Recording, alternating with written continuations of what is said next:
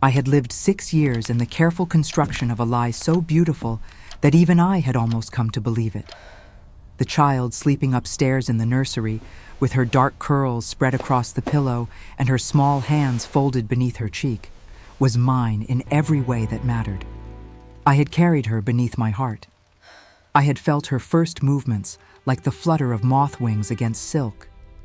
I had whispered to her in the darkness of my confinement, promised her a world of safety and love, even as I knew that world was built on sand. But she was not his. She was not the Duke's child, though his name was inscribed beside hers in the family Bible, though his title would one day pass through her blood to another generation. The man who had given her life had disappeared into the mists of my past before I ever knew I carried his legacy within me, and I had never spoken his name aloud again. Not until that September afternoon, when Miss Hartley arrived at Westridge Hall with her trunk and her letters of recommendation and her eyes that saw too much. The morning had been ordinary in its rhythms. I had breakfasted alone, as was my custom, in the small parlor that overlooked the rose garden. The Duke had ridden out early to inspect the tenant farms, a duty he performed with the same cold efficiency he brought to every aspect of his life. Our marriage was not unhappy. It was simply not anything at all. We inhabited the same house, bore the same name, presented the same flawless surface to society, and asked nothing of each other that might disturb the arrangement. I had accepted this. I had even, in my way, been grateful for it. A warmer husband might have noticed things, might have counted months too carefully, might have looked into our daughter's face and seen what I saw every day and prayed no one else would ever perceive. Charlotte was 6 years old that autumn. She had my coloring, my slight build, the shape of my hands, but her eyes were his. Not brown like mine, not the pale gray of the Duke's family, but a deep and startling blue, the color of the sky just before nightfall, ringed with darker blue at the edges. Poet's eyes, my own mother had called them once, before catching herself and falling silent. We did not speak of such things. We did not speak of him. I had dismissed 3 governesses already. The first had been too old, too set in her ways, too likely to remark on family resemblances in the hearing of servants. The second had been too young, too friendly, too inclined to ask Charlotte about her papa in a way that made my throat tighten. The third had been adequate, but had left to marry, and I had been relieved. Each departure gave me time. Each new arrival was a fresh danger. Miss Hartley came with impeccable references. She had been governess to the daughters of an earl, had studied in Switzerland, spoke French and Italian, played the pianoforte with skill. She was 30 years old, neither young enough to be foolish nor old enough to be rigid. Her letter had been modest, but assured. Her credentials were exactly what one would expect for a child of Charlotte's station. I should have paid more attention to the fact that she came from Hertfordshire. She arrived in the late afternoon, stepping down from the carriage with the self-possession of a woman who had learned to move through the world of the nobility without being of it. She was handsome rather than beautiful, with fair hair pulled back in a simple knot and a traveling dress of dark gray wool that spoke of good taste and limited means. When she curtsied, it was neither too deep nor too shallow. When she met my eyes, I saw intelligence there and something else I could not name. I received her in the drawing room, as was proper. Mrs. Pemberton, the housekeeper, had brought tea and then withdrawn. The autumn light slanted through the tall windows, turning the air to gold and amber. Everything was as it should be. Everything was under control. We spoke of Charlotte's education, of the daily schedule I envisioned, of my expectations regarding discipline and deportment. Miss Hartley's responses were measured and professional. She had a slight accent I could not place, a softness to certain vowels that suggested a childhood spent somewhere other than London. I made note of it and continued. It was only when I mentioned that Charlotte would be brought down to meet her before supper that I saw the first flicker of something in Miss Hartley's expression.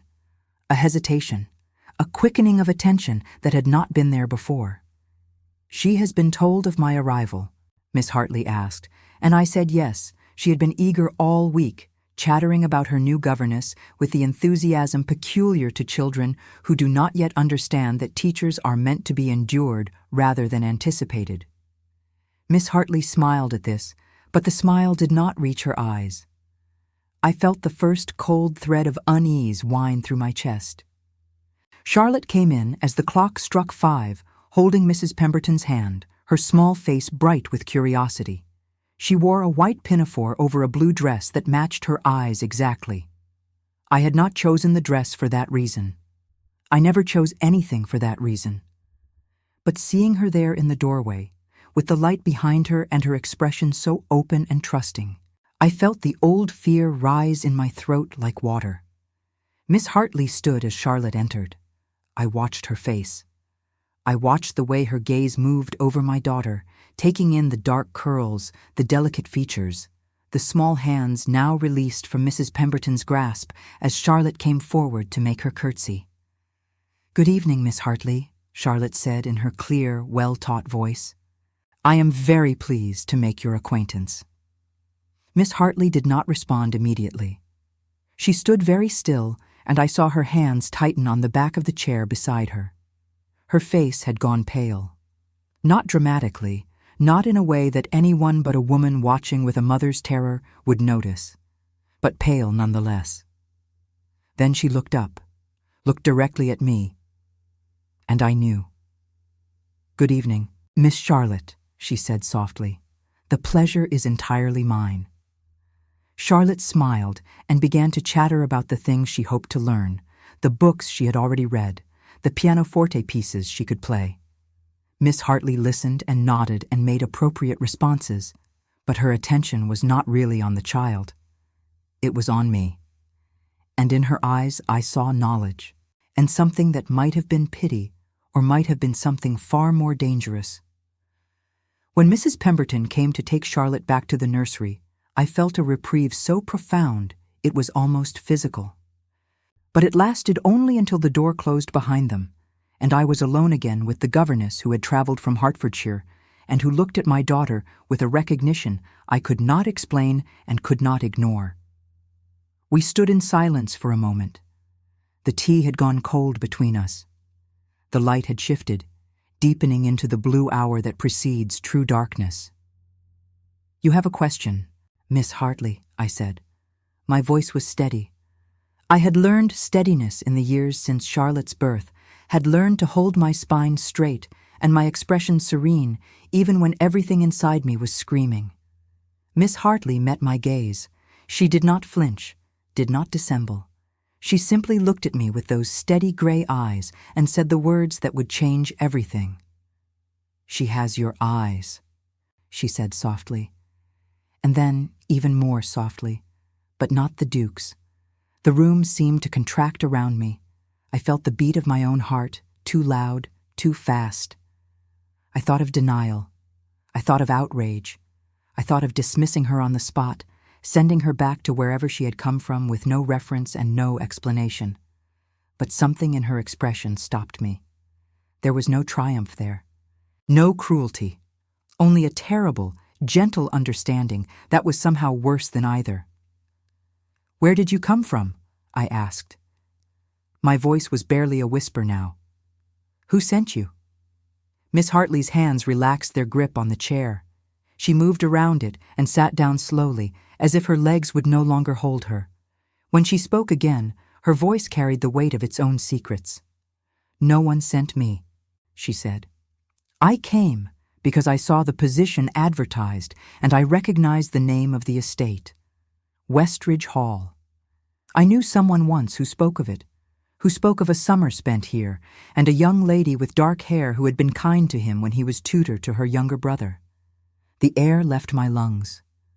I sat down abruptly in the chair across from her, no longer able to maintain the pretense of composure.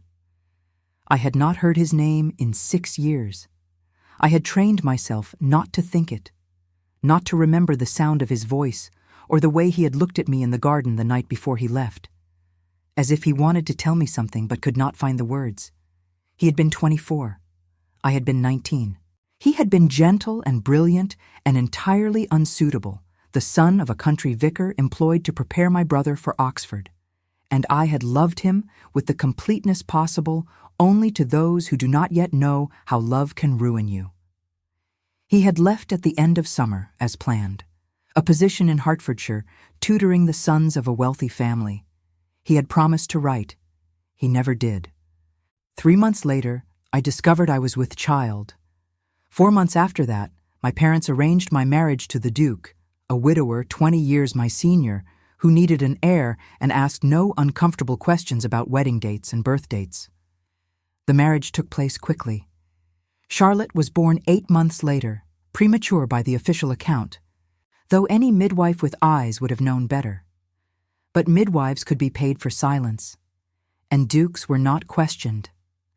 I had buried that summer as deeply as I could. I had never tried to find him, never asked what had become of him. It had seemed kinder to let him disappear completely, to protect him from knowledge that could only hurt him, and to protect myself from hope that could only destroy me.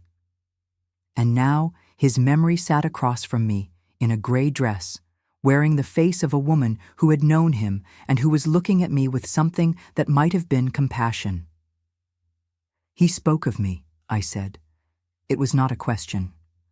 Miss Hartley nodded slowly. He did. Not often, and never by name. Only as the young lady who had made him believe that goodness still existed in the world of the nobility. I was governess to the same family, you see. We were friends. He was very lonely there, I think. Very far from anything he understood. "Was?" I repeated. The word hung in the air between us like a sword. Miss Hartley's expression shifted, and I saw grief there, old and deep. "He died," she said quietly, 4 years ago. "A fever. It came on quickly, and he was gone within a week. He had no family left by then, except a sister in Scotland. I wrote to her. I was with him at the end. I did not weep. I had learned not to weep years ago, had learned to hold everything inside where it could not be seen or judged or used against me. But something broke in me nonetheless, some last fragile thing I had not known I was still protecting. "He never knew," I said. "About Charlotte." "No," Miss Hartley said.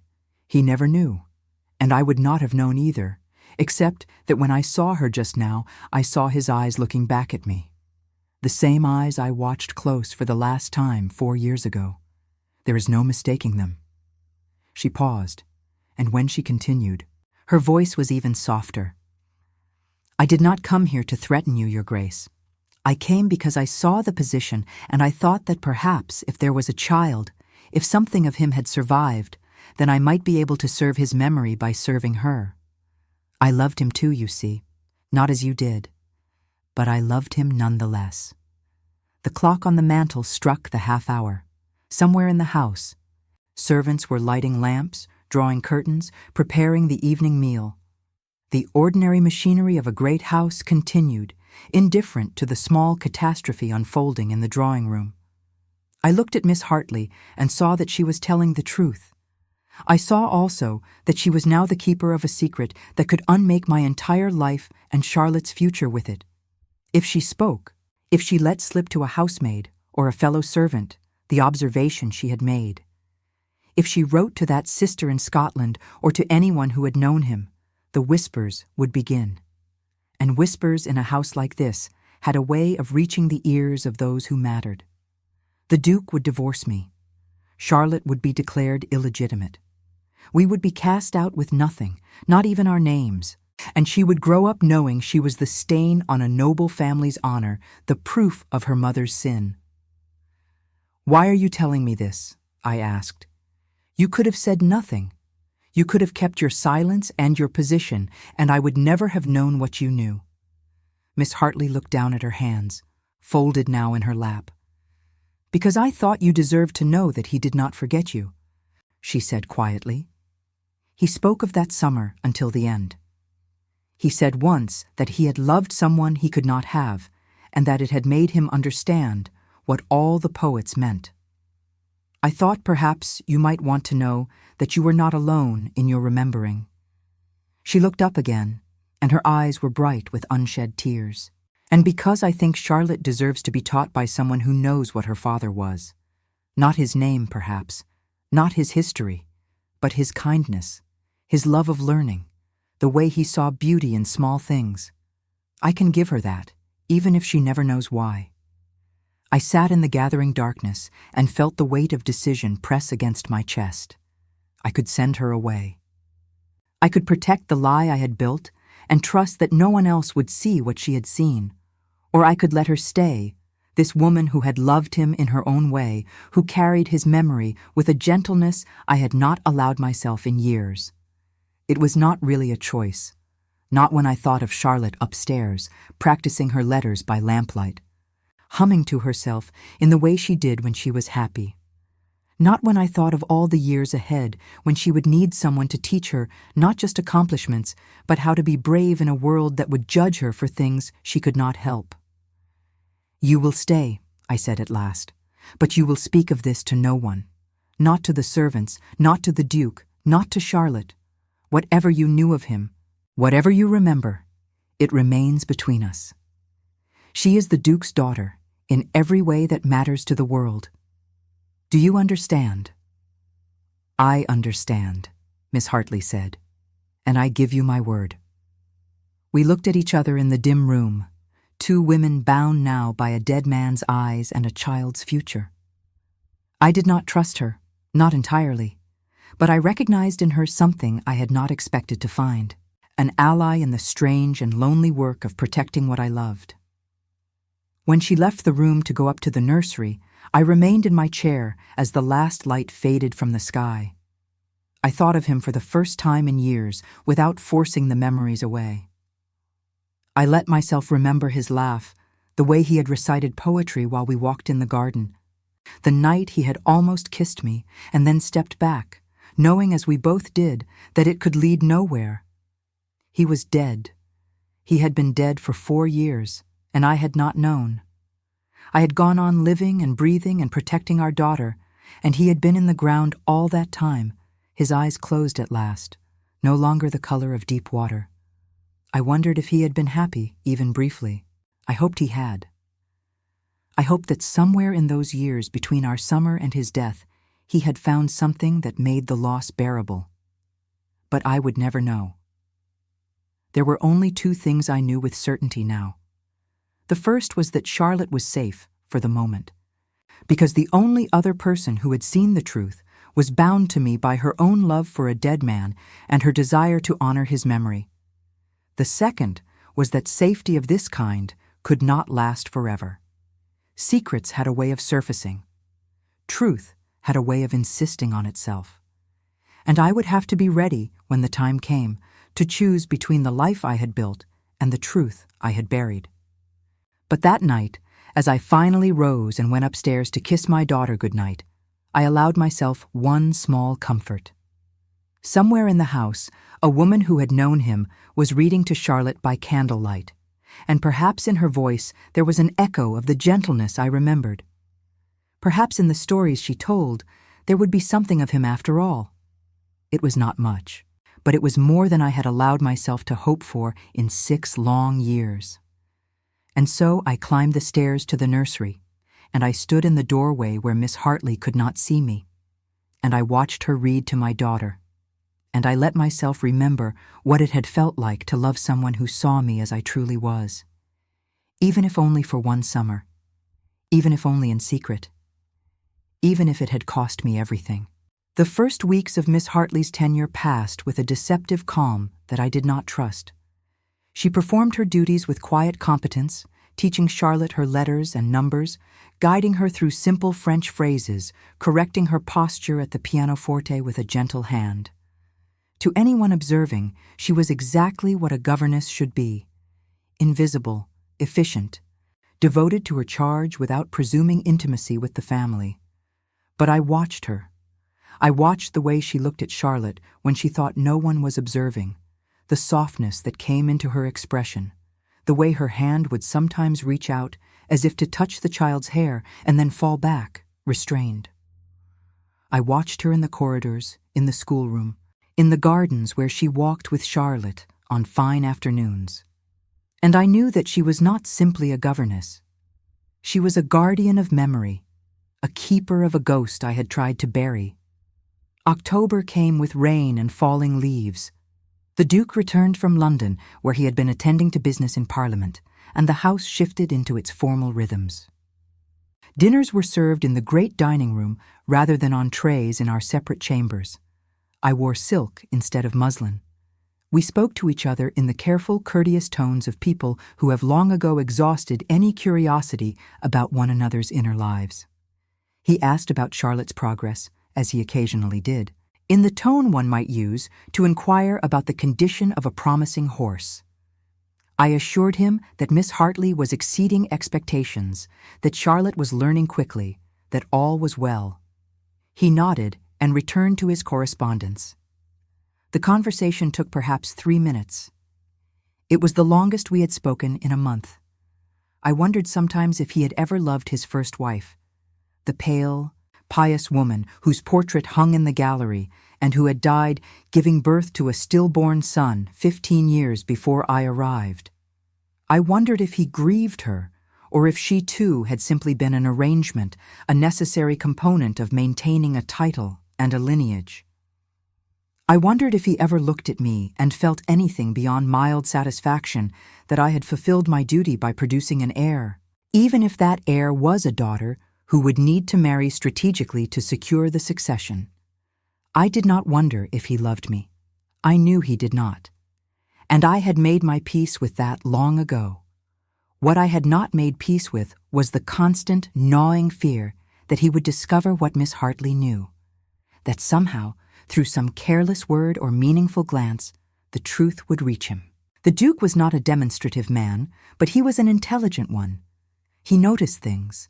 He had built his fortune and influence on noticing what others missed.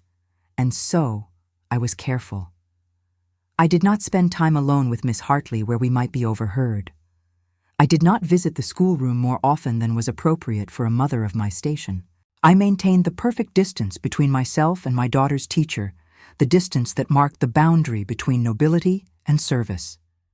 But at night, in the privacy of my chamber, I allowed myself to think about the things Miss Hartley had told me, that he had remembered, that he had spoken of me, that in the last moments of his life he had carried with him the memory of that summer. I had believed myself forgotten. I had needed to believe it, had used that belief as a kind of armor against the pain of his silence. To learn now that he had remembered, that I had mattered to him beyond that brief season, was both a comfort and a new source of grief. Because what did it matter now? He was dead. Charlotte would never know him, and I was bound to a life that had no room for the truth of what we had been to each other. It was on a gray afternoon in late October that the fragile equilibrium I had maintained began to crack. I was in the morning room, attending to correspondence, when I heard raised voices from the direction of the entrance hall. One was Mrs. Pemberton's, firm and disapproving. The other was unfamiliar, a woman's voice with a Scottish accent, insistent and upset. I set down my pen and listened. The voices grew louder. I heard the housekeeper say that the Duchess was not receiving visitors, that the woman should apply through proper channels if she had business at Westridge Hall.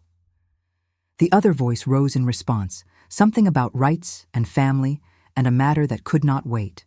I stood and moved to the doorway. In the hall below, I could see Mrs. Pemberton blocking the path of a woman in a shabby traveling cloak, her hair escaping from beneath a plain bonnet, her face flushed with emotion and exertion.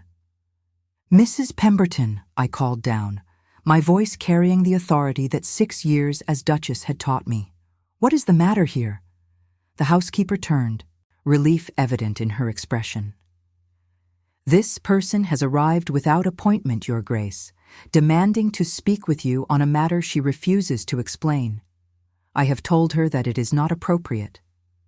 The woman in the traveling cloak looked up at me, and I saw that she was younger than I had first thought, perhaps 30, with fair hair and eyes that were red from weeping or exhaustion or both. There was something desperate in her expression, something that sent a cold thread of warning through my chest. "Please, Your Grace," she said, and her voice broke on the words. "I have traveled 2 days to reach you. I must speak with you. It concerns my brother. It concerns a matter of the greatest importance." My hands tightened on the banister. The entrance hall seemed to tilt beneath me. I forced my voice to remain steady, to betray nothing of the terror that was rising in my throat. "Your brother," I repeated. The woman nodded, tears now spilling openly down her cheeks. "Thomas Hartley," she said. "He was tutor here 7 years ago. I believe you remember him. I believe you remember him very well indeed." The silence that followed was absolute. I was aware of Mrs. Pemberton staring at the woman with shock, of a footman frozen in the act of carrying a tray across the hall, of the clock ticking with maddening steadiness on the wall. I was aware of my own heartbeat, too fast, too loud, and of the knowledge that everything I had feared was happening now, in this moment, and I had no time to prepare. "Mrs. Pemberton," I said quietly, "show this lady to the blue parlor. I will receive her there in a moment." "Your Grace," the housekeeper began, clearly alarmed, but I cut her off with a glance. She knew better than to question me further. With a stiff curtsy, she gestured for the woman to follow her down the corridor. I remained at the top of the stairs until they had disappeared from sight.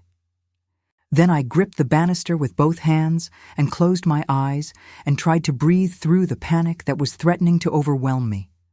His sister, Thomas Hartley's sister, here, demanding an audience, weeping in my entrance hall about matters of the greatest importance. Miss Hartley had said she wrote to a sister in Scotland after his death, but she had never mentioned that the sister might come here. She had never warned me of this possibility. I descended the stairs slowly, buying time, trying to think. When I reached the corridor that led to the blue parlor, I paused and looked toward the staircase that led up to the schoolroom. I could hear Charlotte's voice, reading aloud, and Miss Hartley's quiet corrections. They were occupied. They would not come down. I had a few moments, perhaps, before anyone else became aware of this intrusion. I entered the parlor and closed the door behind me. The woman was standing by the window, still wearing her traveling cloak, her hands clutched together in front of her. When she turned to face me, I saw the family resemblance immediately. She had his eyes, not the striking blue of Charlotte's, but the same shape, the same quality of earnest intelligence. The sight of them was like a blade between my ribs. "Please sit," I said, gesturing to a chair. My voice was cool, controlled, giving nothing away. "You have made a serious claim. I think you owe me an explanation." She sat, but only on the edge of the chair, as if ready to spring up again at any moment. When she spoke, her voice trembled with barely suppressed emotion. "My name is Margaret Hartley," she said. "I am Thomas Hartley's elder sister. He was tutor to your brother 7 years ago. When he left here, he took a position in Hertfordshire, and I did not see him again until shortly before his death 4 years ago. He was ill with fever. I came down from Scotland to nurse him, but it was too late. He died in my arms." She stopped, overcome, and pressed a handkerchief to her eyes. I waited, my hands folded in my lap, every nerve in my body screaming. "Before he died," she continued, her voice muffled, "he spoke of many things. He was not always lucid toward the end, but there were moments of clarity. And in one of those moments, he told me about you. About a young lady he had loved and left behind. About a summer that had changed everything for him." I said nothing. I could not trust myself to speak. Margaret Hartley lowered her handkerchief and looked at me directly. "He told me your name," she said. "He told me that he had been a coward and a fool, that he should have found a way to speak to you before he left, that he should have written. He told me that he had spent every day since wondering if you had thought of him, if you had forgiven him for his silence." Her voice broke again. And then he told me something else.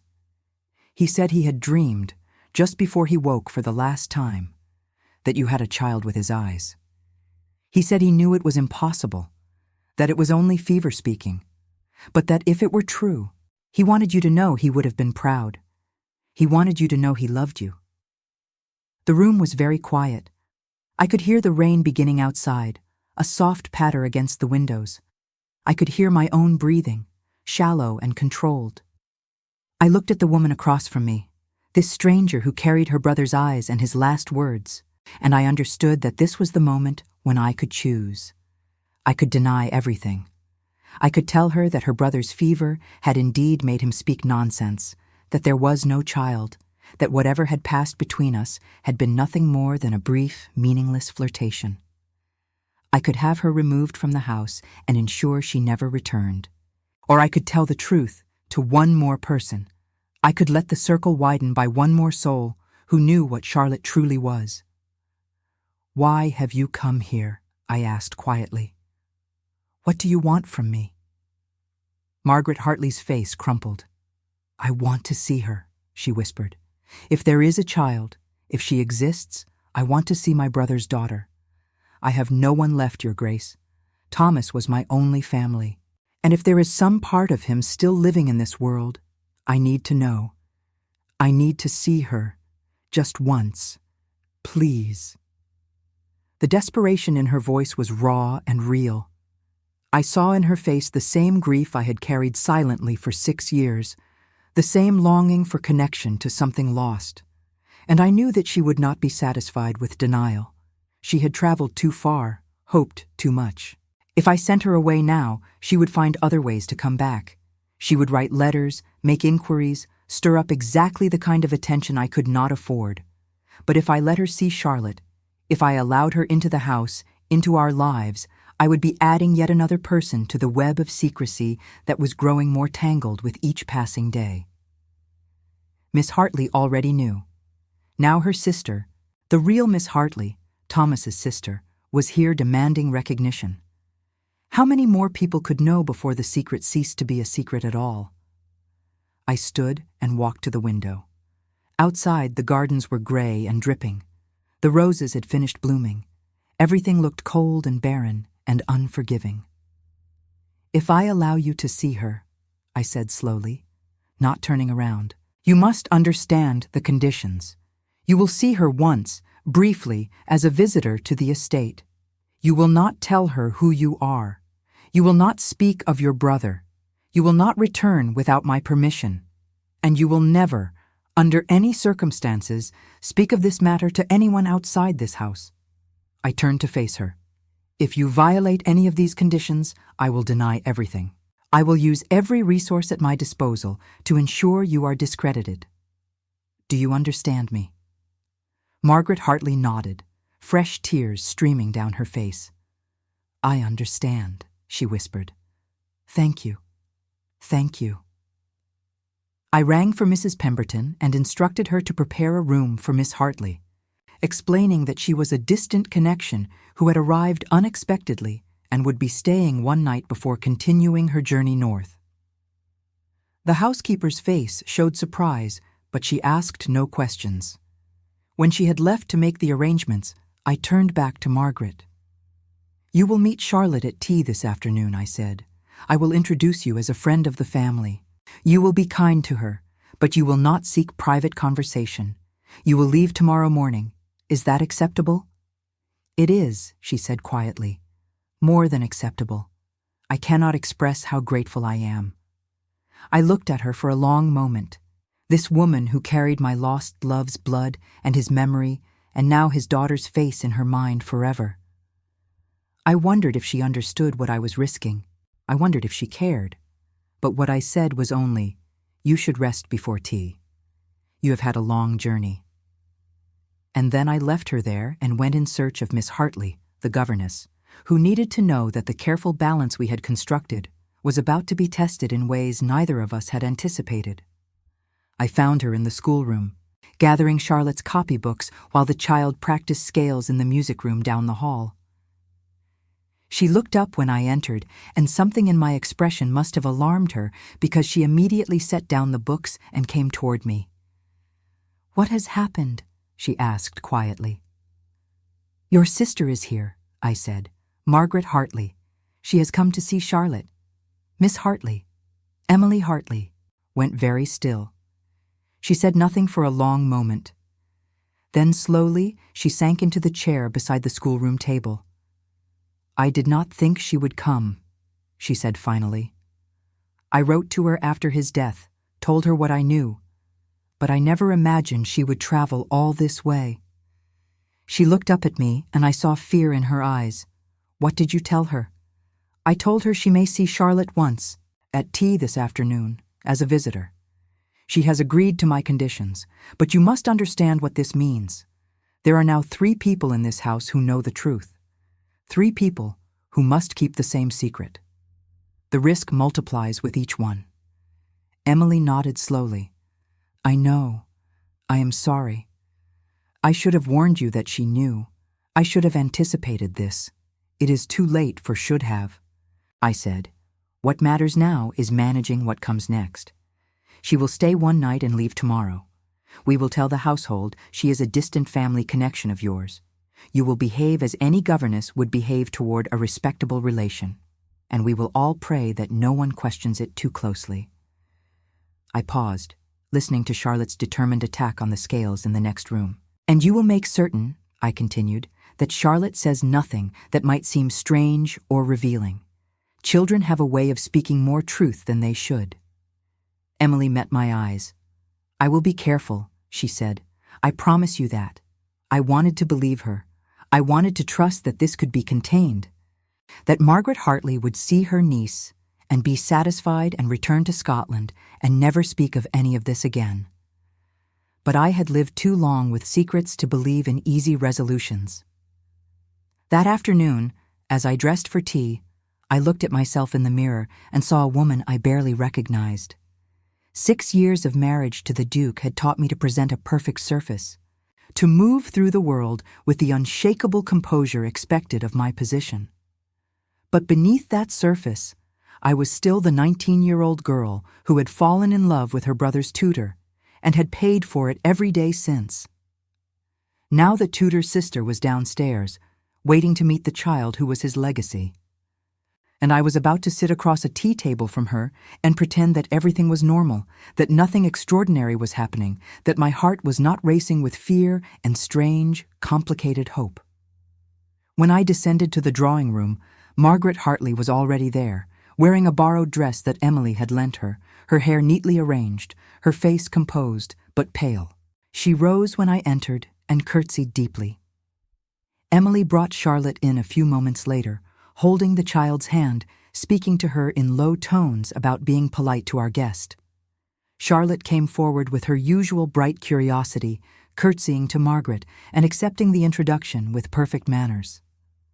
I watched Margaret's face as she looked at my daughter. I saw the moment of recognition, the sharp intake of breath, the sudden brightness in her eyes that might have been tears.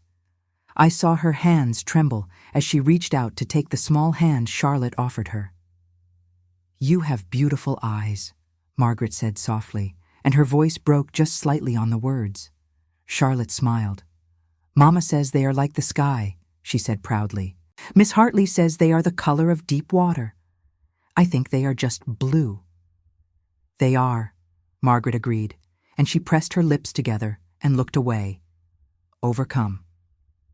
I poured tea with steady hands. I asked Margaret about her journey, about the weather in Scotland, about nothing that mattered. Charlotte chattered about her lessons, about the pony she hoped to have for her birthday, about the story Miss Hartley had read to her that morning. She was utterly unself-conscious, utterly unaware that anything unusual was occurring, but Margaret could barely speak. She answered when spoken to, smiled when appropriate, but her attention never left Charlotte's face. She was memorizing her, I realized, storing up every detail against a future when this brief encounter would be all she had. When tea was finished and Emily rose to take Charlotte back to the nursery, Margaret stood as well. She looked at me, and in her eyes I saw gratitude and grief in equal measure. "Thank you," she said quietly. "You have given me a gift I can never repay." I nodded. I could not trust myself to speak. That night, After Margaret had retired to her room and the house had settled into silence, I stood at my window and looked out over the dark gardens. Somewhere in Scotland, she would return to her life knowing that her brother's daughter existed, that she had his eyes and his curiosity and his gentle nature. She would carry that knowledge with her, and I would have to trust that she would guard it as carefully as Emily and I did. But trust was a fragile thing, and secrets, once shared, took on lives of their own. I thought of the Duke, asleep in his chamber at the far end of the corridor. I thought of Charlotte, dreaming in the nursery. I thought of Thomas Hartley, dead 4 years, who had left behind more than he knew when he left Westridge Hall all those years ago. And I wondered how long I could keep standing at this window, watching over a world I had built on lies, before the weight of it all finally pulled me under. Margaret Hartley left the following morning as promised, but she did not leave quietly. She embraced Emily in the entrance hall with a fierceness that spoke of shared grief, whispered something I could not hear, and then turned to me with eyes still red from a night of weeping. "I will keep my word, Your Grace," she said, her voice low enough that the footman loading her trunk could not overhear. "But I hope you will permit me to write occasionally, not to you, if that would be difficult, but perhaps to Emily, just to know that she is well, that she is growing." I hesitated. Every instinct told me to sever this connection completely, to allow no thread that might be pulled and unravel everything. But I saw in Margaret's face the same desperate love I felt every time I looked at Charlotte, the need to hold on to something of a person who could not be held any other way. "You may write to Miss Hartley," I said finally, "but sparingly, and never with any detail that might be intercepted and misunderstood." She nodded, gratitude flooding her expression. "Thank you," she whispered. And then she was gone, the carriage pulling away down the long drive, taking with it one more piece of the carefully controlled world I had built. I stood in the doorway until the carriage disappeared from view. The November air was cold against my face. Emily stood beside me, silent, and I could feel her tension matching my own. "This cannot happen again," I said quietly. "No more visitors, no more revelations. We have pushed our luck as far as it will go." "I know," Emily said. "I am sorry, I truly am." I turned to look at her. She was pale, her hands clasped tightly in front of her, and I saw that she was afraid. Not of me, I realized, of what we had done, of what we were continuing to do every day by maintaining this lie. "We are bound together now," I told her. "You understand that. If this secret is revealed, we both fall." She met my gaze steadily. "I understand," she said, "and I will protect her as if she were my own. I give you my word on that. I wanted to believe her. I had no choice but to believe her." And so I nodded and turned back into the house, leaving her standing in the cold morning light. The weeks that followed were superficially calm. Charlotte progressed in her studies. The Duke came and went on his usual business. The household operated with its customary efficiency. But beneath the surface, I felt the constant strain of vigilance. I watched everyone more carefully now. I listened for gossip among the servants, for any hint that Margaret's visit had been remarked upon with suspicion. I observed the way Emily interacted with Charlotte, alert for any sign that she might let slip something inappropriate. And I waited for the next crisis, because I had learned that with secrets this large, there was always a next crisis. It came in mid-December, on a night when the first snow had begun to fall and the house was preparing for the Christmas season. The Duke had announced that we would be hosting a small gathering of neighboring families. Nothing extravagant, but enough to fulfill our social obligations. I had spent the day consulting with Mrs. Pemberton about menus and guest chambers, ensuring that everything would reflect the proper standards of Westridge Hall. Charlotte was to be presented briefly to the guests, as was appropriate for a child of her age and station. She would come down to the drawing room in her best dress, curtsy prettily, perhaps play a simple piece on the pianoforte, and then be returned to the nursery. It was the sort of performance expected of daughters of the nobility, a demonstration that she was being raised correctly. I should have anticipated what would happen. I should have remembered that children, no matter how well trained, have a way of saying exactly the wrong thing at exactly the wrong time. The evening of the gathering, I went up to the nursery to inspect Charlotte before she was brought down. Emily had dressed her in a white gown with blue ribbons that matched her eyes, had arranged her dark curls perfectly, had taught her the curtsy she would perform, and the polite phrases she should use. "She looks beautiful," Emily said, stepping back to admire her work. "A credit to you, Your Grace." Charlotte beamed at the praise and executed a perfect curtsy. "Do you think Papa will be pleased?" she asked me, using the name she had been taught to call the Duke. "I am certain he will be," I told her, though I knew the Duke would barely notice her beyond a vague nod of approval. He had never shown much interest in Charlotte, which I had once feared and had come to see as a blessing. His indifference meant he did not look too closely.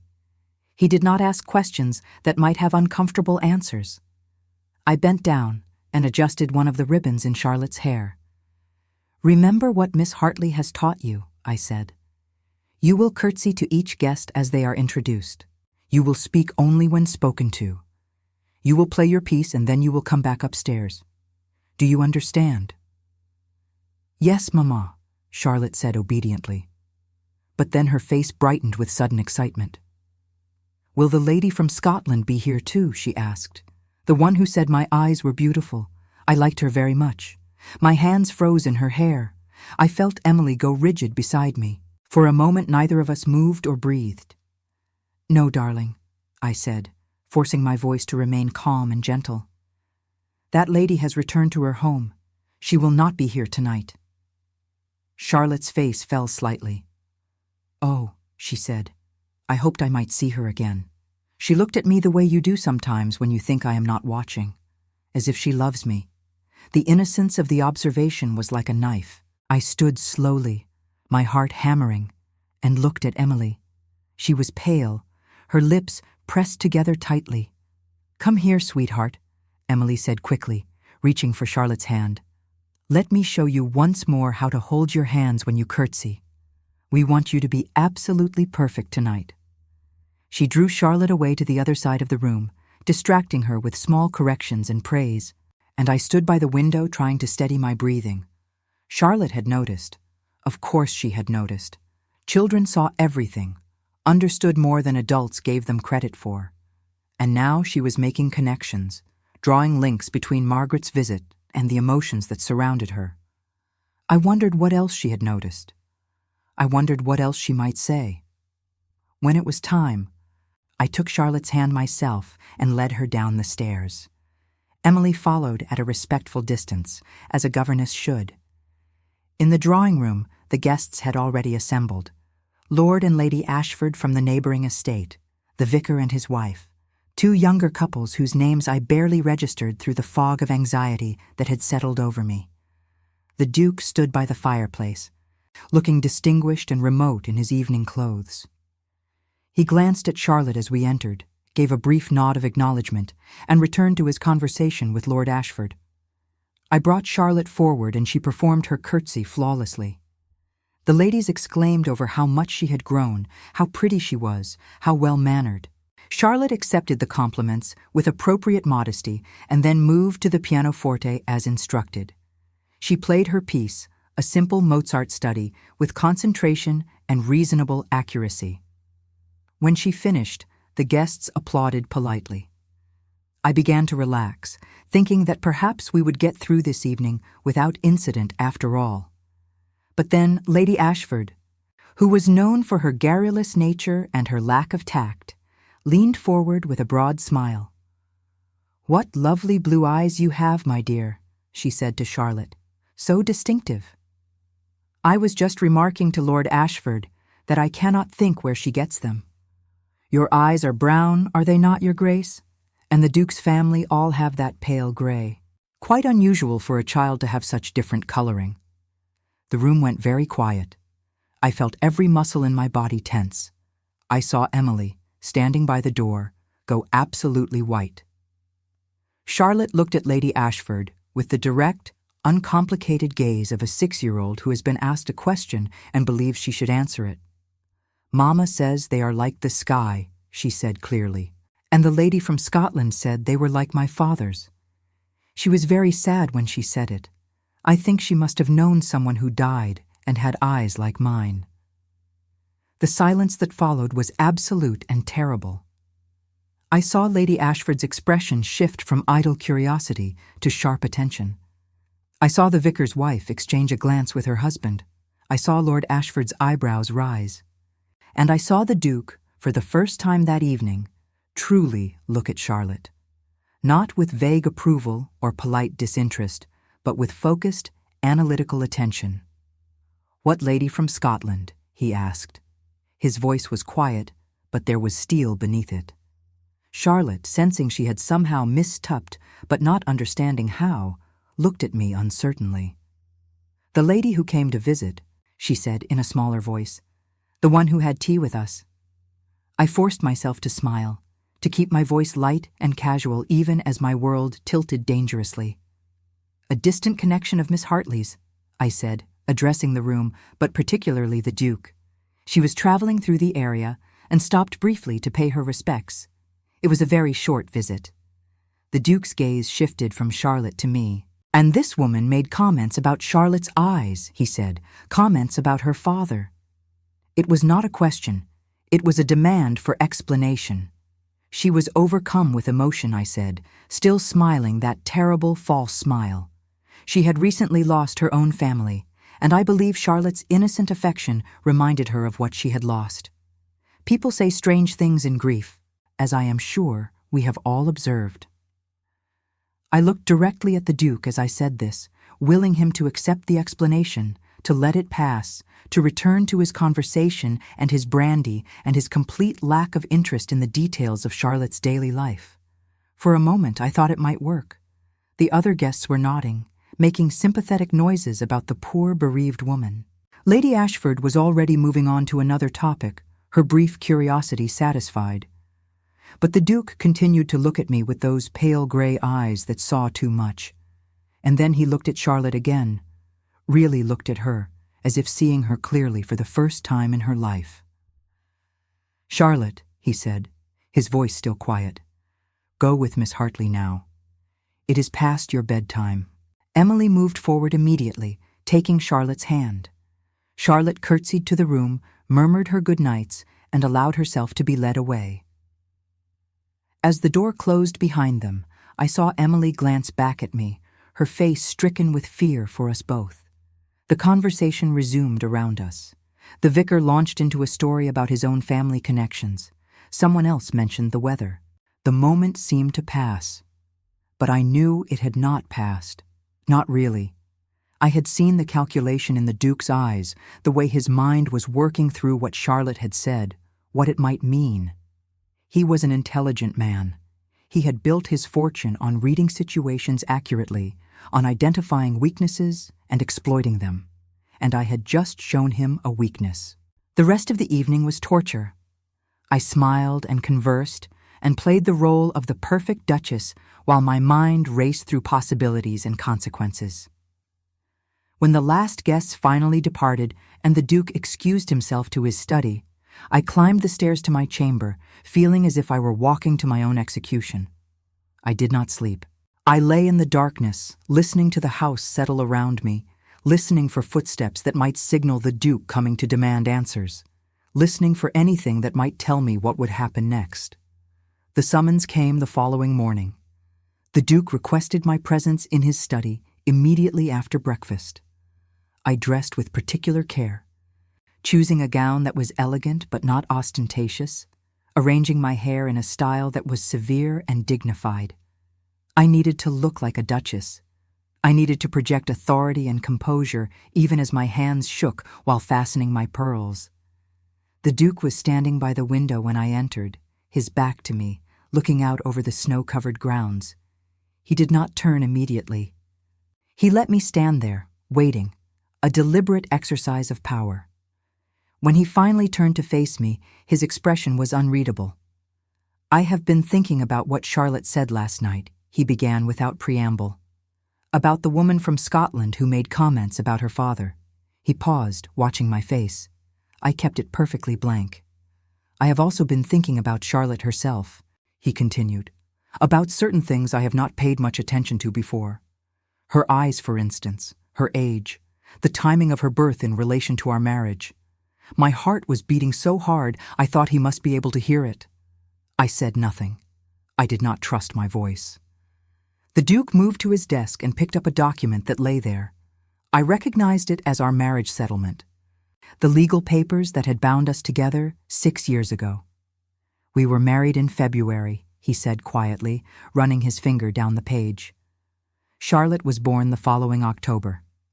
8 months, premature, according to the physician's report, but healthy and well-formed for a child, supposedly 2 months early. He set down the document and looked at me directly. I am not a fool, madam, he said. I accepted the story at the time because it was convenient for both of us. I needed an heir. Your family needed a rescue from whatever scandal was threatening them. It suited us both to accept the fiction that the child was premature rather than inquire too closely into the mathematics. I felt as if the floor had dropped away beneath me. He had known. All this time, he had known. But I did not ask questions then, he continued, because I did not care to know the answers. The child was female and bore my name, and that was sufficient. However, I find that I am now curious. This woman from Scotland, this connection of the governess, she knew something. She said something that suggested she knew who Charlotte's father actually was. He moved closer to me, his expression still cold and analytical. I want to know who he was, he said. I want to know if he is dead or living. I want to know if he poses any threat to the stability of this household and to the succession I have planned for Charlotte's eventual marriage. His voice hardened.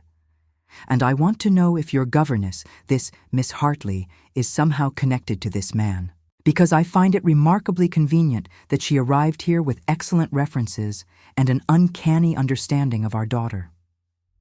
I had 2 choices in that moment. I could continue to deny everything, could construct an elaborate lie that might or might not convince him. Or I could tell him enough of the truth to satisfy his curiosity while protecting what mattered most. I chose the truth, or at least the version of it that served my purposes. He was your son's tutor, I said quietly. 7 years ago. His name was Thomas Hartley. We formed an attachment that summer. It was brief and it was improper, and I have regretted it every day since. The Duke's expression did not change. Go on, he said. When he left at the end of the summer, I discovered I was with child. My parents arranged our marriage to protect my reputation and secure Charlotte's future. The man never knew about the child. He went to Hertfordshire, and then he died 4 years ago of a fever. He poses no threat to anyone because he is in his grave. And the governess, the Duke asked, how does she fit into this touching tale? Miss Hartley was governess to the same family where he worked after leaving here. She was with him when he died. She came here because she recognized the name of the estate and wondered if there had been a child. She has kept silent because she loved him and wishes to honor his memory by teaching his daughter. That is all. The Duke studied me for a long moment, and the sister from Scotland. She came to see Charlotte because she is the only family Thomas Hartley had left. I permitted her one visit to satisfy her grief. She has returned to Scotland and will not come again. The Duke turned back to the window. The silence stretched between us, taut as a wire. You have lied to me for 6 years, he said finally. His voice was flat, emotionless. You have allowed me to believe Charlotte was mine. You have brought a stranger into my house to teach my supposed heir. And you have done all of this without the slightest consideration for what discovery might mean for the family name. I said nothing. There was nothing I could say that would change what I had done. However, he continued, turning back to face me, I find that my position has not materially changed. Charlotte still bears my name. She is still legally my daughter, and I still intend to see her married advantageously when the time comes. He moved to his desk and sat down, picking up his pen as if we were discussing nothing more significant than the week's menus. "The governess may stay," he said. "She is clearly competent, and Charlotte is attached to her. But there will be no more visits from Scottish relatives or anyone else connected to this man. If any word of this reaches society, if there is even a whisper of scandal, I will divorce you and see both you and Charlotte cast out without a penny. Do you understand me?" I understood perfectly. He was giving me a reprieve, but it came with a price. I would live the rest of my life knowing that he knew, that my secret was no longer my own, that at any moment he could choose to use it against me. "I understand," I said. "Then we need speak of this no more," he said, already returning his attention to his correspondence. "You may go." I left his study with my head high and my spine straight, every inch the Duchess I had learned to be. But inside I was shaking. He knew. He had always known.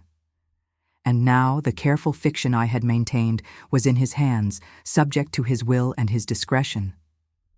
I went directly to the schoolroom. Emily looked up as I entered, her face pale with anxiety.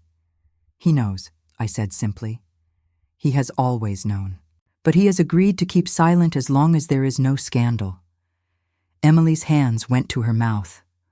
"Oh God," she whispered. "We are safe," I told her, though I was not certain I believed it. "But we must be more careful than ever. No more letters from Scotland, no more mentions of Thomas, nothing that could draw attention or invite questions." Emily nodded, but I could see the fear in her eyes. We both understood what had changed. The secret was no longer entirely ours to keep. It was now also the Duke's weapon, to be used or withheld as he saw fit. That night, I held Charlotte longer than usual when I came to kiss her goodnight. She was sleepy and warm, already half dreaming, and she curled against me with absolute trust. "I love you, Mama," she murmured. "And I love you," I whispered back, "more than you will ever know." I thought of Thomas Hartley, dead 4 years, who had never known he had a daughter. I thought of the Duke downstairs, who knew she was not his and did not care as long as his interests were protected. I thought of all the lies and secrets that surrounded this child, this innocent being who trusted everyone around her to keep her safe. And I made myself a promise. Whatever happened, whatever the cost, I would protect her, even if it meant lying forever, even if it meant living under the Duke's silent threat for the rest of my life. She was worth it. She had always been worth it, and I would do whatever was necessary to ensure she never learned how fragile the ground beneath her truly was. The winter passed slowly, each day a careful exercise in maintaining appearances. The Duke and I existed in a state of cold détente, circling each other with practiced politeness. He made no further reference to our conversation in his study, but I felt its presence between us always, a silent reminder that my position depended entirely on his continued willingness to overlook what he knew. Charlotte thrived under Emily's instruction, growing more articulate and confident with each passing month. She learned French and Italian, mastered increasingly complex pieces on the pianoforte, read voraciously from the library. Watching her, I sometimes allowed myself to imagine that everything would be well, that the storm had passed and we could simply continue as we were. But I should have known better. I should have remembered that secrets have a way of refusing to stay buried, no matter how carefully you tend the grave. Spring came late that year, arriving finally in April with sudden warmth and the explosion of blossoms in the gardens. Charlotte spent hours outdoors with Emily, collecting flowers and learning the names of birds, her laughter carrying through the open windows of my sitting room. It was during one of these happy afternoons that the letter arrived. I did not recognize the handwriting at first. It was careful and educated, the hand of someone accustomed to correspondence, but not to writing to a duchess. The seal was simple, bearing no crest or distinguishing mark. I opened it with mild curiosity, expecting perhaps a request for charitable patronage or an invitation to some provincial gathering. What I found instead made my blood run cold. Your Grace, the letter began. I hope you will forgive the presumption of this correspondence. My name is Robert Hastings. I was a close friend of Thomas Hartley during his time as tutor in Hertfordshire. I am writing to you because I believe you knew Thomas during his earlier employment at Westridge Hall, and because I have recently learned something that I feel compelled to share with you. My hands began to shake. I forced myself to continue reading. Thomas spoke often of his time at your estate and of a young lady who had shown him great kindness. I understood, though he never said so explicitly, that he had formed a strong attachment to someone during that summer. When he fell ill with fever 4 years ago, he asked me to make certain promises should he not recover. One of these promises concerned a letter he had written but never sent. He asked me to deliver it, if ever I could, to the young lady at Westridge Hall. I have hesitated until now because I was not certain of your identity and because the letter's contents are delicate. However, I have recently learned from Miss Margaret Hartley that you may have had reasons to wish for some communication from Thomas. Therefore, I am taking the liberty of enclosing his letter with this one. He would have wanted you to have it. Of that much I am certain. I remain, with deepest respect, Robert Hastings. My vision blurred. I set down the outer letter with trembling hands and looked at the second envelope that had been enclosed with it. The handwriting on this one I recognized immediately, though I had seen it only once, 7 years ago, in a note Thomas had left for my brother thanking him for the summer's employment. I held the letter for a long time without opening it. I was terrified of what it might contain, terrified of what reading his words might do to the carefully constructed armor I had built around my heart. But I could not leave it unread. I had to know. I broke the seal and unfolded the paper. The date at the top was from 7 years ago, written just weeks after Thomas had left Westridge Hall. The ink had faded slightly, but the words were still clear. My dearest, he had written, and those 2 words alone nearly undid me. I have tried a dozen times to write this letter, and each time I have failed to find adequate words. How does one express in mere language what cannot properly be spoken? How does one confess feelings that society deems impossible and inappropriate? I left Westridge Hall knowing I should not write to you, knowing that any communication between us could only cause difficulty for you and accomplish nothing for either of us. Your position, your family's expectations, the vast difference in our stations, all these things make clear that there can be no future for whatever we felt that summer. But I find I cannot bear the silence. I cannot bear leaving you without saying what I should have said before I departed. That I loved you. That I love you still. That every moment we spent together in the garden, in the library, walking the grounds while ostensibly discussing your brother's education, those moments were the most precious of my life. I do not write this to burden you or to suggest any action on your part. I write it only so that you will know. So that if you ever wondered, if you ever thought of me after I left, you will understand that you were not alone in your feelings. That what we had, brief and impossible as it was real and true and worth remembering. I hope that you will be happy. I hope that you will find someone worthy of you. Someone who can give you the life and position you deserve. And I hope that sometimes, when you walk in the garden in the evening, you will think of me and know that somewhere I am thinking of you too. Yours always, though we can never be together, Thomas. I read the letter 3 times. Then I pressed it to my chest and wept, as I had not wept since Charlotte's birth. Great gasping sobs that seemed to tear something open inside me that had been closed for years. He had loved me. He had written to tell me so, and the letter had never been sent, had sat in a drawer somewhere for 7 years while I believed myself forgotten, while I married the Duke and bore Charlotte and built a life on the assumption that I had been nothing more than a passing infatuation to him. If I had received this letter when it was written, everything would have been different. I would have known I was not alone.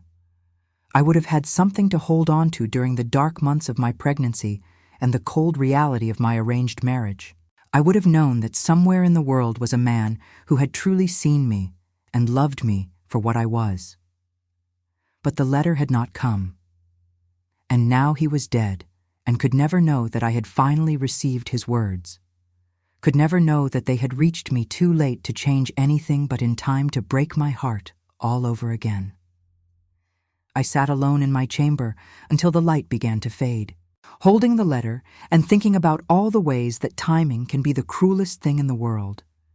Then I folded it carefully and placed it in the locked drawer of my writing desk, along with the other letter, the one from Robert Hastings. I would have to respond to Mr. Hastings, of course. I would have to thank him for his kindness in delivering the letter and ensure that he understood it must remain a private matter. But not today. Today I needed to compose myself, to rebuild the walls around my grief, to prepare to face the evening and the Duke's distant courtesy and all the ordinary requirements of being a duchess. I was washing my face when Emily knocked softly at my door. "Your Grace," she called quietly, "may I speak with you? It is rather urgent." I opened the door and saw immediately that something was wrong. Emily's face was white, her hands clasped tightly in front of her. "What has happened?" I asked, feeling the familiar dread rise in my chest. "It is Charlotte," Emily said. "She has been playing in the garden all afternoon with the daughter of Lord Ashford, who came to visit with her mother. The girls were getting along wonderfully, and I thought it would be good for Charlotte to have company her own age." Emily paused, her voice dropping even lower. They were playing a game where they pretended to be mothers with their dolls. I was sitting nearby with my needlework, not really listening to their chatter.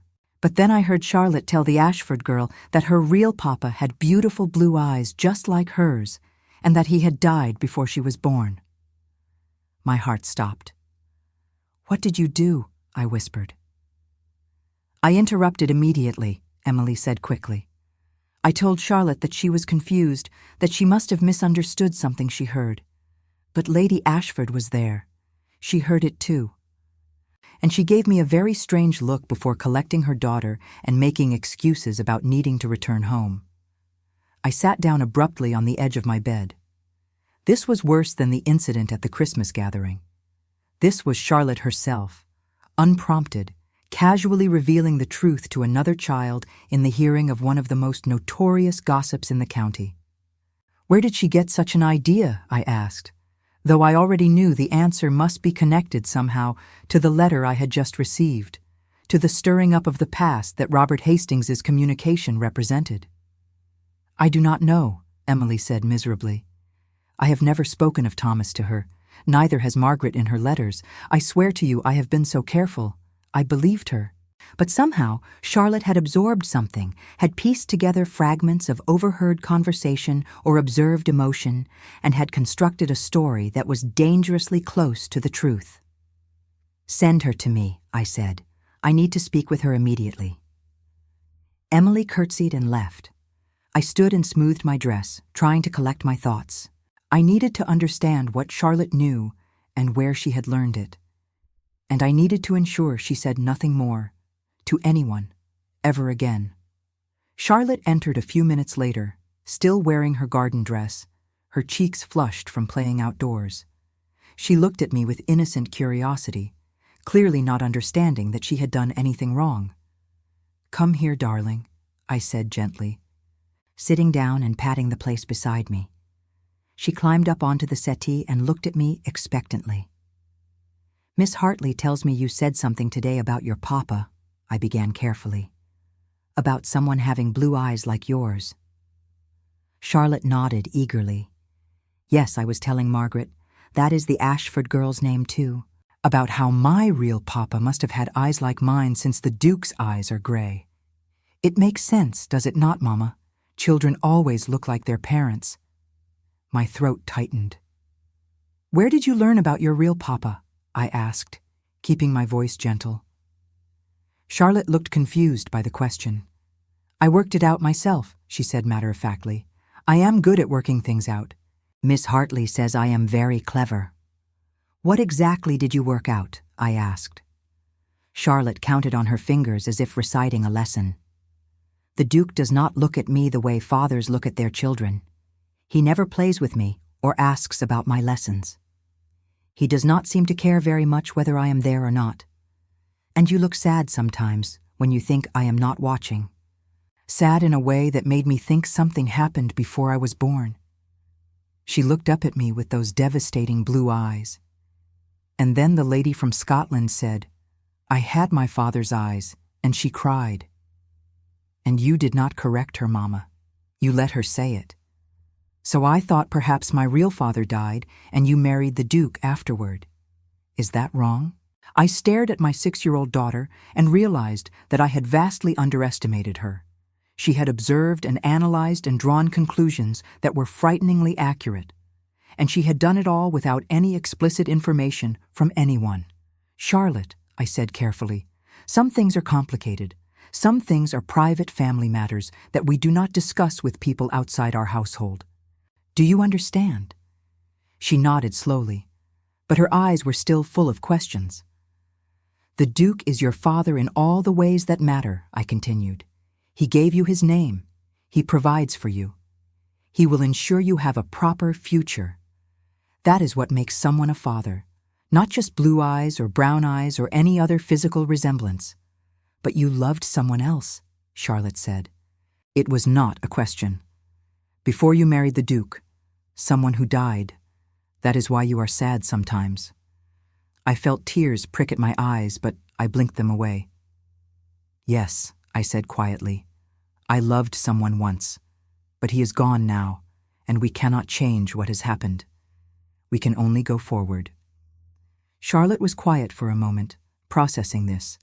Then she said, "I am sorry I told Margaret about it. Miss Hartley seemed very upset. You must not speak of this to anyone," I said firmly. "Not to Margaret Ashford or any other children, not to servants or visitors, not even to Miss Hartley unless you are completely alone with her and completely certain no one can hear. This is a family secret, Charlotte. Do you know what that means?" "It means it stays inside the family," Charlotte said seriously. "Yes," I said. "Exactly. Because if people outside the family knew about it, they would say unkind things. They would treat you differently. They might even try to hurt us. So we must keep it private, always. Can you promise me that?" Charlotte looked at me with an expression far older than her years. "I promise, Mama," she said. "I will not tell anyone else." I pulled her close and held her. This child who was too clever for her own good, too observant, too intuitive. She had inherited her father's intelligence along with his eyes. And now I would have to teach her what I had learned over the past 6 years. That intelligence sometimes meant knowing what not to say. After Charlotte returned to the nursery, I sat alone in my chamber and thought about the day's events. The letter revealing Thomas's love, Charlotte's dangerous perceptiveness, Lady Ashford's suspicious looks. Everything was unraveling, thread by thread, and I could feel my control slipping. I needed to act. I needed to contain the damage before it spread further. The next morning I called for the carriage and paid a visit to Lady Ashford.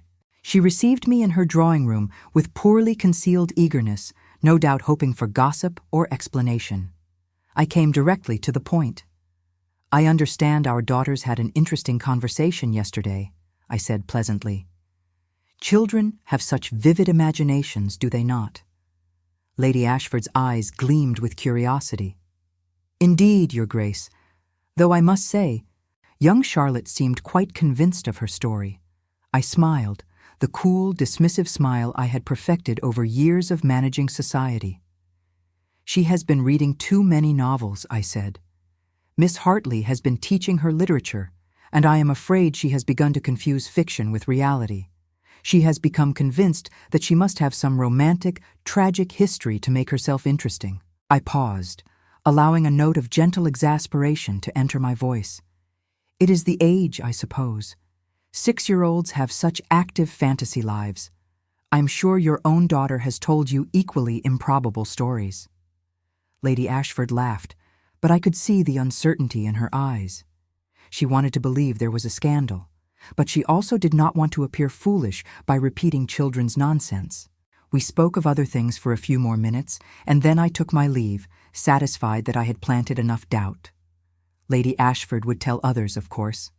But she would tell them that the Duchess had dismissed it all as childish fantasy, and most people would accept that explanation. Most people wanted to believe that duchesses lived boring, proper lives. Scandal was entertaining, but uncomfortable. Still, I knew that Charlotte's words would be repeated, discussed, analyzed. There would be whispers. People would look at her blue eyes and wonder. And eventually, if enough people wondered, someone would begin to investigate more carefully. I had bought time, but I did not know how much.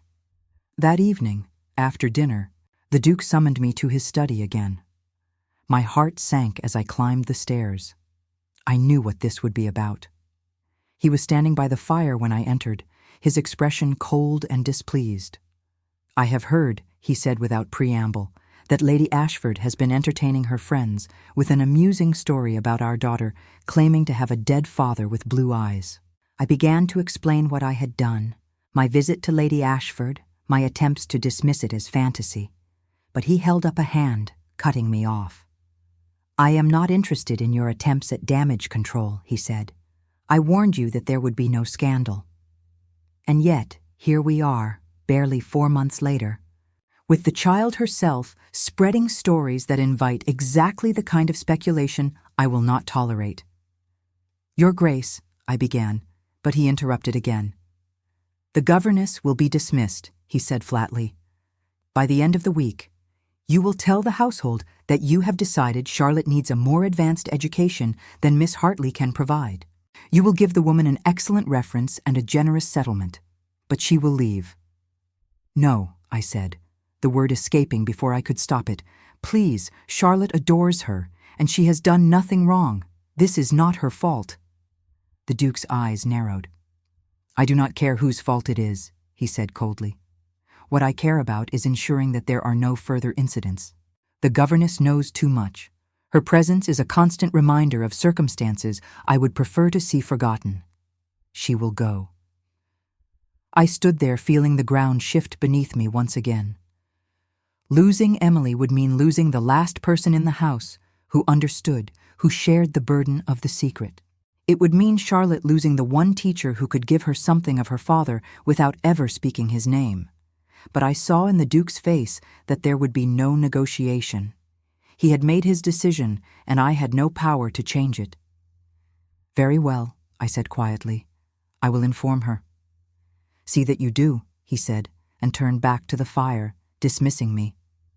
I found Emily in the schoolroom, preparing lessons for the next day. When I told her what the Duke had commanded, her face crumpled. "I am so sorry," she whispered. "I should have been watching them more carefully. I should have prevented it." "This is not your fault," I told her, though part of me knew that it was all our faults, the fault of every lie we had told and every secret we had kept. "You have been wonderful with Charlotte. You have given her so much. But the Duke has decided, and there is nothing I can do to change his mind." Emily nodded, tears streaming down her face. "May I at least say goodbye to her?" she asked. "May I tell her that I am leaving because I have been called away, not because of anything she did?" "Yes," I said. "Of course. You may have the rest of the week, but then you must go." That week was one of the longest of my life.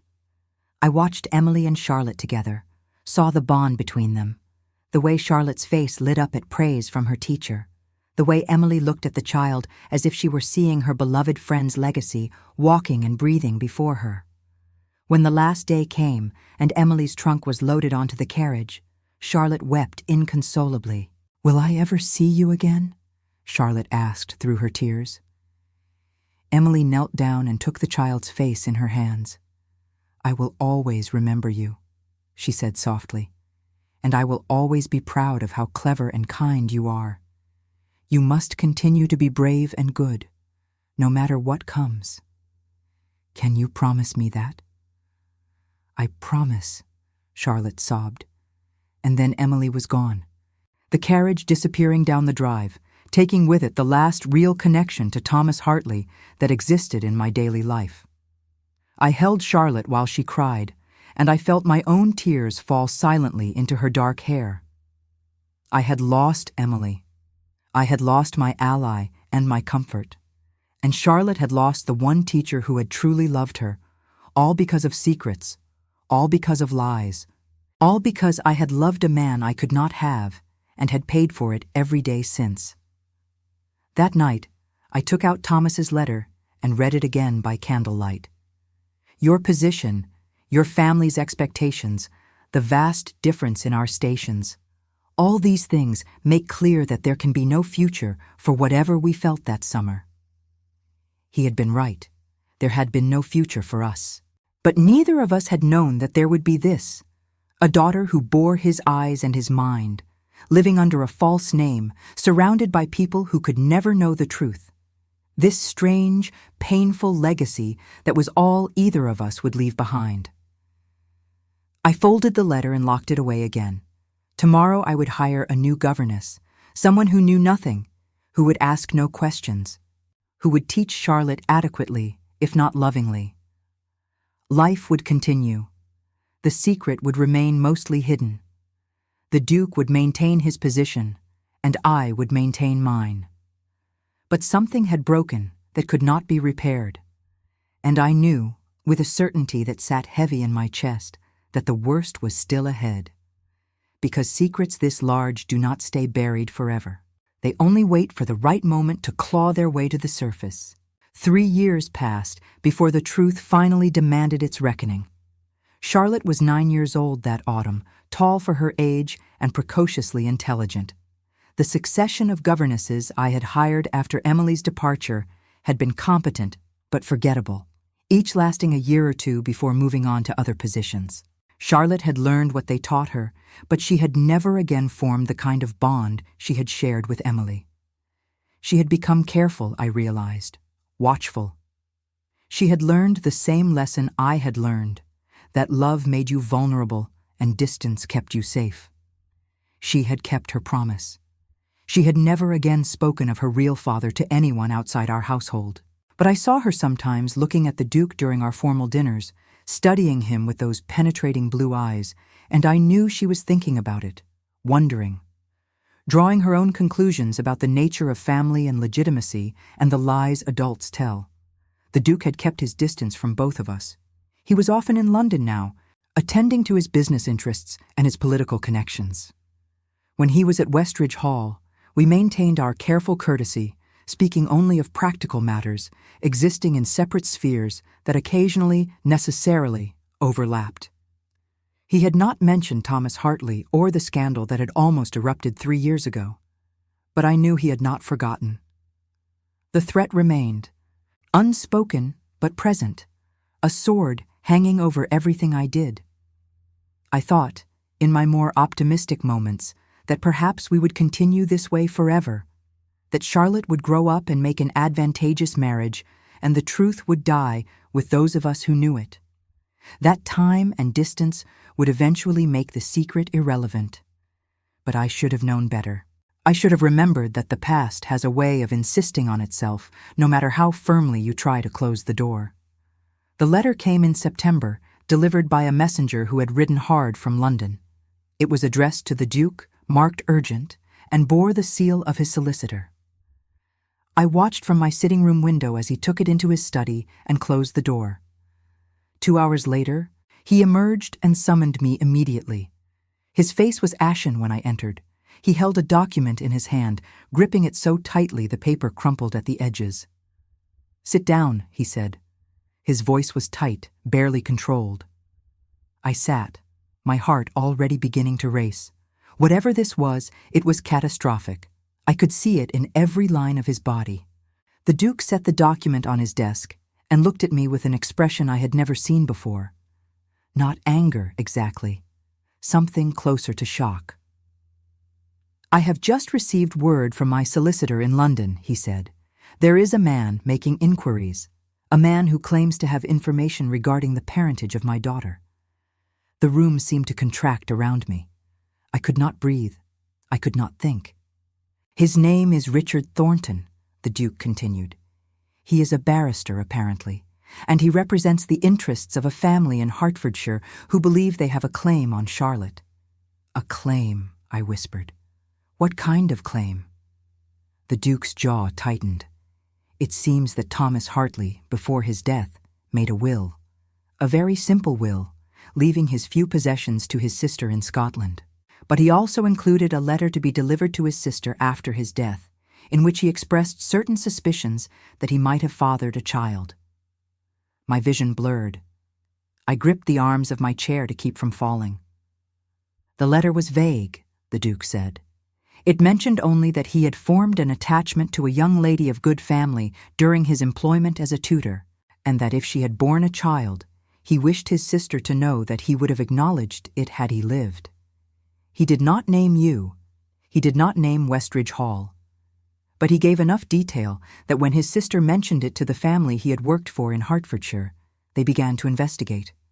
He picked up the document again, his hands shaking slightly. The family in question, the Merivales, had a nephew, a young man who stood to inherit their considerable estate if he could prove he was the closest male relation to their line. But if Thomas Hartley had a legitimate child, born of a proper marriage, that child would have a claim to inherit through the Merivale connection. I stared at him, not understanding. Thomas had no fortune, I said. He was the son of a vicar.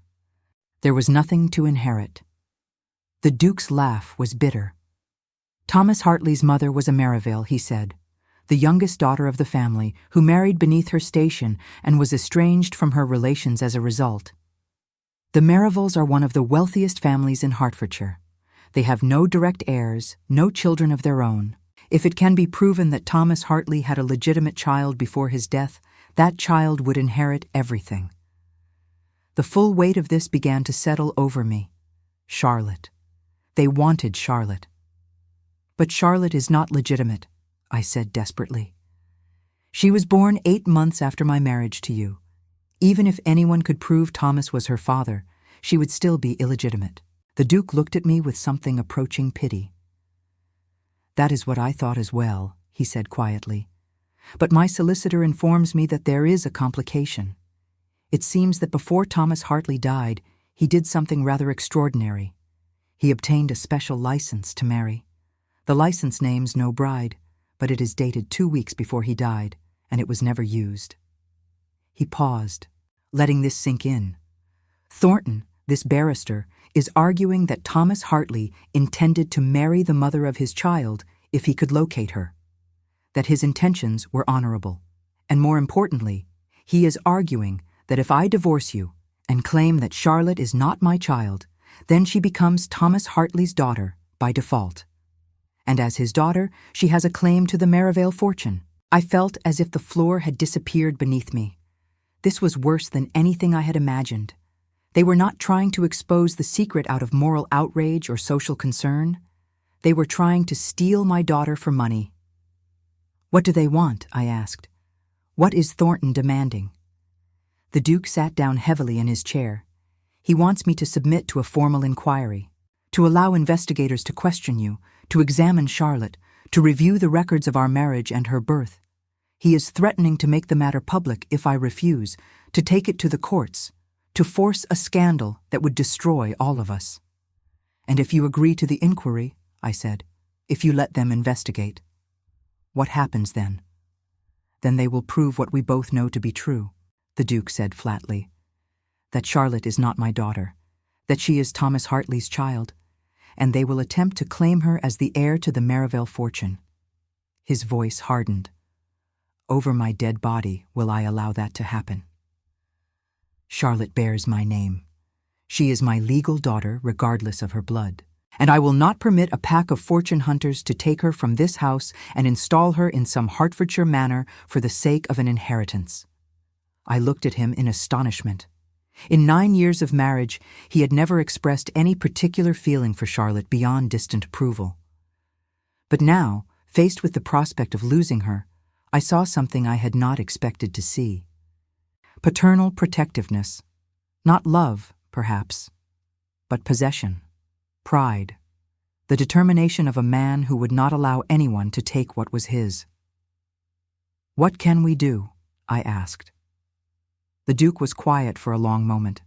Then he opened a drawer in his desk and withdrew a thick sheaf of papers. "These are affidavits," he said, "from the midwife who attended Charlotte's birth, from the physician who examined you during your pregnancy, from Mrs. Pemberton and other servants who were present during the relevant time period. All of them attest that Charlotte was born premature but healthy, 8 months after our marriage, and that there was never any question of her legitimacy." He set the papers on the desk between us. "They also attest that you were in residence at Westridge Hall throughout your pregnancy, that you were observed to be in good health and proper spirits, and that you showed no sign of having been pregnant before our marriage. The dates, if calculated generously, can be made to support the official story. But that is not true," I said. "Charlotte was conceived 3 months before we married. Any physician who examines the evidence closely will know that." "Which is why we will not allow any examination," the Duke said firmly. "We will present these affidavits. We will state clearly that Charlotte is my legitimate daughter, born within wedlock, and that any suggestion otherwise is malicious slander designed to support a fraudulent claim. And we will dare them to challenge us in court." I stared at the papers, at the carefully constructed lies that would protect Charlotte's legitimacy and our family's reputation. And I realized what the Duke was offering me: a way out. Not a clean one, not an honest one, but a way to keep my daughter and end this nightmare. "But there is a condition," the Duke said quietly. I looked up at him, waiting. "You will sign a document relinquishing any claim to separate property or independent income," he said. "You will agree that in the event of my death or our divorce, you will have no access to the Westridge fortune or to Charlotte. She will remain with me under my guardianship, and you will have no legal standing to challenge that." He met my eyes steadily. "I am protecting her," he said, "but I am also protecting myself. If you ever attempt to leave me, if you ever try to take Charlotte and run, you will leave with nothing, not a penny, not a shred of legal claim." Do you understand? I understood perfectly. He was offering me safety in exchange for complete dependence. I would keep my daughter only so long as I remained his wife, only so long as I accepted his absolute control over both of us. It was not a choice. Not really. Because the alternative was to let the inquiry proceed, to let the truth emerge, to watch as Charlotte was declared illegitimate and then claimed by strangers who wanted her only for her inheritance. "I will sign," I said quietly. The Duke nodded and withdrew another document from his desk. It was already prepared, as if he had known what my answer would be. I read through it carefully, seeing how thoroughly it bound me, how completely it placed me at his mercy. But it would protect Charlotte. It would ensure she remained at Westridge Hall under the name and protection of the dukedom. She would be safe. She would have the future I had always wanted for her. I signed my name at the bottom of the page and watched as the Duke witnessed it and set his own seal beside mine. "I will send these to my solicitor today," he said, "along with a letter informing Mr. Thornton that his inquiry is rejected, his claims are without merit, and any further attempts to pursue this matter will be met with legal action for slander and harassment." "And if he persists?" I asked. "If he takes it to the courts anyway, then we will fight him with every resource at our disposal," the Duke said. "And we will win. Because Charlotte is my daughter. In law, in name, in every way that matters to the world. And no amount of conjecture or circumstantial evidence will change that." I wanted to believe him. I wanted to trust that the wall of lies and affidavits would be sufficient to protect us. But I had lived too long with secrets to believe in easy victories. The weeks that followed were among the most stressful of my life. I waited every day for word from London, for news that Thornton had made good on his threats, that the scandal had broken, that our carefully constructed defense was crumbling. But slowly, gradually, it became clear that the Duke's strategy had worked. Thornton, faced with the unified testimony of an entire household and the absolute denial of a powerful Duke, had no concrete evidence to support his claims. The Merivals, after consulting their own solicitors, had apparently decided that pursuing the matter would cost more in legal fees and damaged reputation than any potential inheritance was worth. By December, The inquiries had stopped. The letters had ceased. And though I knew the whispers would continue, that people would always wonder about Charlotte's parentage, the immediate danger had passed. Charlotte herself knew nothing of what had nearly happened. She continued her lessons, practiced her music, grew taller and more thoughtful with each passing season. But one evening, as I came to kiss her goodnight, she asked me a question that stopped my heart. "Mama," she said, looking up at me with those two knowing blue eyes, "if something happened to the Duke, what would become of us?" I sat down on the edge of her bed, choosing my words carefully. "We would continue as we always have," I told her. "This is our home. Nothing will change that." "But we are not really his family, are we?" she said quietly. "Not in the way that most families are." I looked at my daughter, this 9-year-old child who saw too much and understood too well, and I decided that she deserved at least a portion of the truth. "We are the family we have chosen to be," I said gently. "The Duke has given us his name and his protection. I have given him loyalty and respect. And you, my darling, are the reason we are all bound together. You are loved, Charlotte, by me absolutely and always, and in his way, by the Duke as well. That is what makes a family. Not blood, but choice and commitment." Charlotte was quiet for a long moment. Then she said, "I am glad I have you, Mama. Even if everything else is complicated, I am glad I have you." I pulled her close and held her, this precious child who had cost me everything and given me everything in return. "And I gave you me," I whispered. "Always." That winter, something shifted in the household. The Duke, having fought to keep Charlotte, seemed to regard her with a new attention. Not warmth exactly, but acknowledgement. He began to ask about her progress in her studies.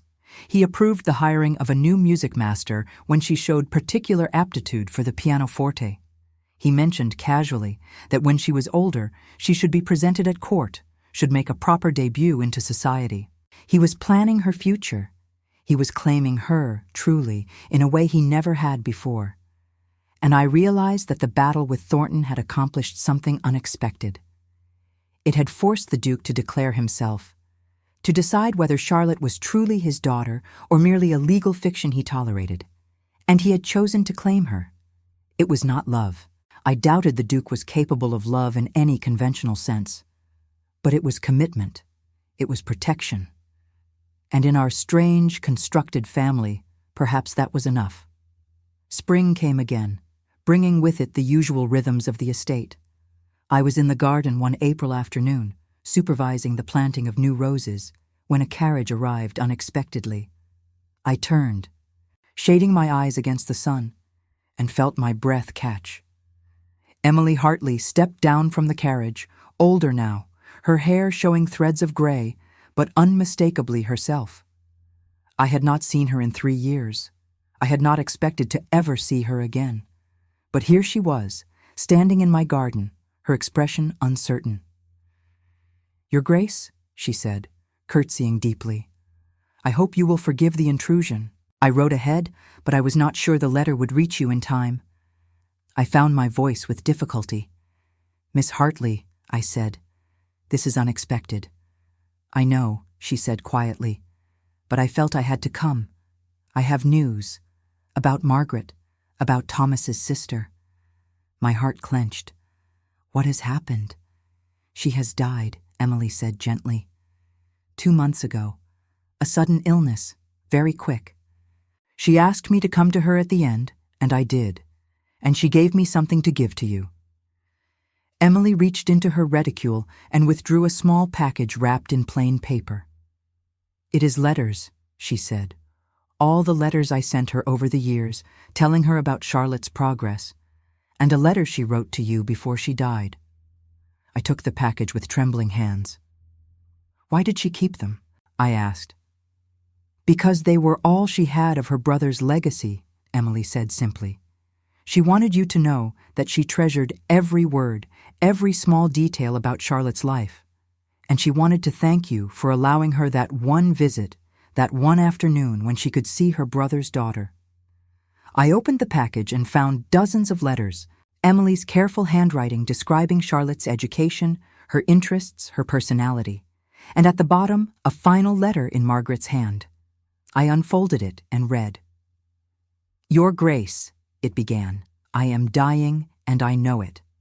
Before I go, I want you to know that the afternoon I spent at Westridge Hall, the hour I was permitted to sit with Charlotte and see my brother's eyes looking back at me, was the greatest gift of my life. You gave me something precious when you allowed that visit, and I have kept the memory of it like a treasure. I want you to know also that I never told anyone the truth. Not the Merivales, not the barrister who came asking questions, not anyone.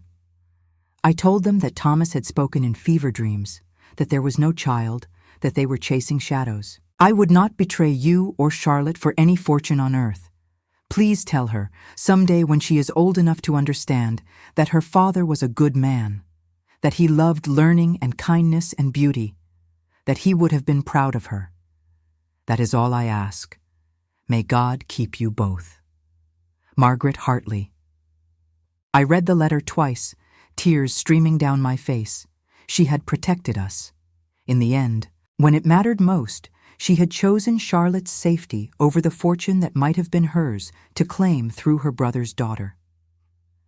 "Thank you," I said to Emily, my voice breaking. "Thank you for bringing this to me." Emily reached out and squeezed my hand briefly. "How is she?" she asked quietly. "How is Charlotte?" I smiled through my tears. "She is wonderful. Brilliant and thoughtful and far too perceptive for anyone's comfort." "Would you like to see her?" Emily's face lit up with joy and longing. "May I?" I took her hand and led her into the house, up the familiar stairs to the schoolroom where Charlotte was bent over her books. She looked up as we entered, and for a moment she stared at Emily without recognition. Then her eyes widened. "Miss Hartley," she breathed. "Is it really you?" "It is," Emily said, her voice thick with emotion. "I have come for a visit, if your mamma permits it." Charlotte flew across the room and threw her arms around Emily, and I watched as the governess held her, weeping openly, murmuring how tall she had grown, how beautiful she was becoming. I left them there and went to find the Duke. He was in his study, as always, surrounded by his papers and his correspondence. "Miss Hartley has returned," I told him, "for a brief visit, to deliver news of a death." He looked up, his expression unreadable. "And you permitted her entry." "I did," I said. "Charlotte needs to see her, just once more, to remember that there are people in the world who love her for who she is, not for what she represents." The Duke studied me for a long moment. Then he nodded slightly. "One visit," he said, "and then she leaves." "One visit," I agreed. Emily stayed for 3 days. She and Charlotte spent hours together, talking and reading and walking in the gardens. I watched them from my window and felt a peace I had not known in years. Whatever happened next, whatever the future held, Charlotte had been given this. Proof that her father's memory lived on in people who had loved him and who loved her. On the morning Emily was to leave, Charlotte came to my chamber before breakfast. She held something in her hand, a folded piece of paper. "Mama," she said seriously, "I need to ask you something, and I need you to tell me the truth." My heart began to race. "What is it, darling?" She unfolded the paper and I saw that it was a letter written in a careful hand. "Miss Hartley did not give this to me," Charlotte said, "but I found it yesterday when I was helping her pack her trunk. It fell out from her papers. I read it even though I should not have. And now I need to know if what it says is true." I took the letter with shaking hands and saw that it was one of Emily's letters to Margaret, describing Charlotte's progress. But this one included more detail than the others. It mentioned Thomas by name. It described his character, his gentleness, his love of learning. And it said explicitly that Charlotte had inherited all of this from him. I looked at my daughter and saw that she was waiting, her blue eyes fixed on my face, and I knew that the moment I had both dreaded and anticipated for 9 years had finally arrived. I sat down on the edge of my bed and patted the place beside me. Charlotte climbed up, still holding the letter, still waiting. "It is true," I said quietly. "Every word of it is true." "Then the Duke is not my father," Charlotte said. "Not really." "Not by blood," I confirmed, "but he is your father-in-law and in name. And he has chosen to protect you and provide for you and ensure you have the future you deserve. That counts for something, Charlotte. That counts for a great deal." Charlotte was quiet, absorbing this. Then she said, "Was my real father? Was Thomas Hartley? Was he a good person?" I felt the tears come again, but I let them fall. "He was the best person I have ever known," I said. "He was kind and intelligent, and he saw beauty in everything. And he loved me, Charlotte. He loved me in a way that I will never forget, even though we could not be together." "Did he know about me?" she asked. "No," I said. "He died before I could tell him. But I think he would have loved you very much. I know he would have been proud of you." Charlotte leaned against me, and I put my arm around her. "Are you sorry," she asked, "that you loved him, that I exist?" "Never," I said fiercely. "You are the best thing that ever happened to me. You are worth everything I gave up and everything I sacrificed. Never doubt that." We sat together in silence for a while, mother and daughter, bound by blood and secrets and love. Then Charlotte said, "I will not tell anyone. I will keep the secret like you have kept it, because I understand now why it matters. But I am glad I know the truth. I am glad I know who I really am. You are Charlotte," I told her, "daughter of this house, bearer of the Duke's name, inheritor of a future that will be whatever you make of it. That is who you are. The rest is just history." She nodded, satisfied, and slipped off the bed. She took the letter with her, and I did not ask her to return it. It was hers, I realized. Her father's story, her own origin, written down in black ink on white paper. She had a right to it. Emily left that afternoon with promises to write, to visit again if permitted, to keep the memory of Thomas Hartley alive in small ways that would not threaten our carefully maintained facade. I watched her carriage disappear down the drive, and then I turned back to the house that had been my prison and my sanctuary for 9 years. The Duke was waiting for me in the entrance hall. He must have seen Charlotte with the letter, must have understood that something had shifted, but he said nothing about it. He simply looked at me with his pale gray eyes and asked, "Is everything settled?" "Everything is settled," I confirmed. "Good," he said, and then, in a voice that was almost gentle, "She is a remarkable child. You should be proud." "I am," I said, "more than you know." He nodded once and turned away, returning to his study and his work and his distant, controlled life. And I climbed the stairs to find Charlotte, to ensure she was well, to continue the strange and difficult work of raising a child who now knew the truth about herself and would have to carry it, as I had carried it, in secret. That night I took out Thomas's letter for the last time. I read his words again, letting them wash over me, letting myself feel the grief and the love and the loss. Then I folded it carefully and placed it in an envelope, along with Margaret's final letter and a note of my own to Charlotte, to be given to her when she came of age. "Dearest Charlotte," I wrote, "these letters are your inheritance. Not money or property or titles, but the truth of who your father was and how much he was loved. Keep them safe. Remember him with pride, and know that you are the living proof that love, even when impossible, even when doomed, can still create something beautiful and worthwhile." I sealed the envelope and locked it away in my desk. Someday, when Charlotte was older, when she had made her debut and perhaps found her own love, I would give her these letters. I would give her the full story of where she came from and why her life had been shaped by secrets.